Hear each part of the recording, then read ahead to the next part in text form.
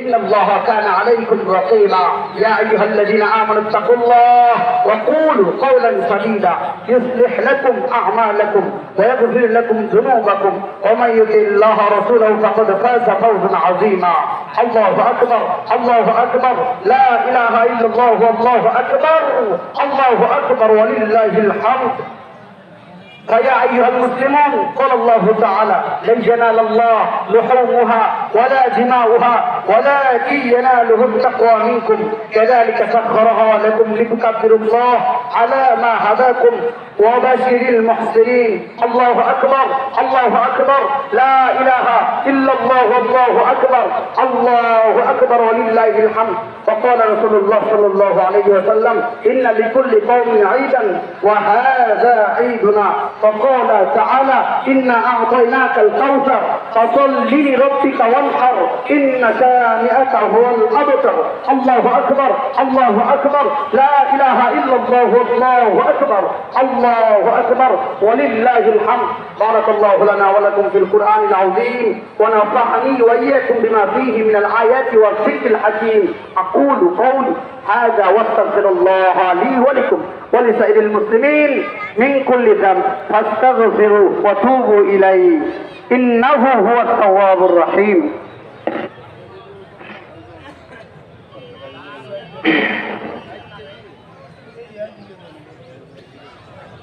الله أكبر الله أكبر الله أكبر الله أكبر. إن الحمد لله نحمده ونستعينه ونستغفره وأشهد أن لا إله إلا الله وحده لا شريك له وأن محمدا عبده ورسوله صلى الله عليه وعلى آله وأصحابه وسلم.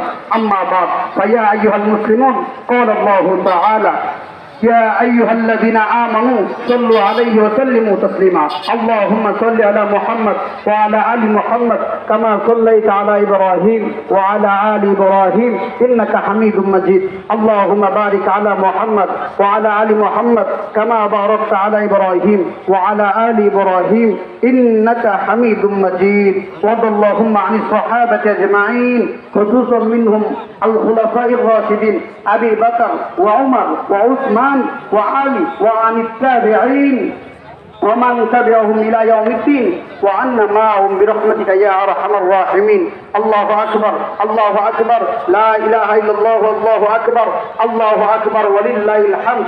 ربنا تقبل منا إنك أنت السميع العليم وتب علينا إنك أنت التواب الرحيم. ربنا آتنا في الدنيا حسنة وفي الآخرة حسنة وقنا عذاب النار.